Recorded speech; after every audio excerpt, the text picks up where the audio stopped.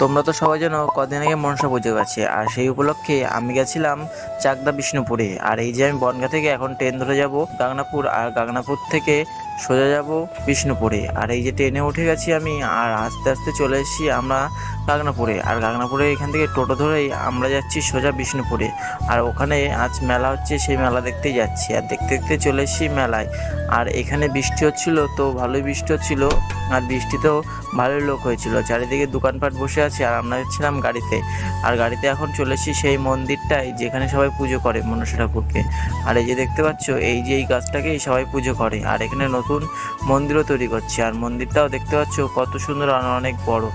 আর তারপরে চলে আসি রাত হতে না হতেই এই দাদার জন্মদিনে। আর জন্মদিনটাও কাজে হচ্ছিল, দাদাকে একটা সারপ্রাইজ দেওয়া হলো। আর দেখতে পাচ্ছ কত সুন্দর সাজিয়েছে। আর দাদাকে তো দেখো সবাই স্প্রে স্প্রে করে পুরো একাকার করে দিয়েছে। আর এদিকে দেখছি দাদাকে সবাই মিলে কাদা মাছ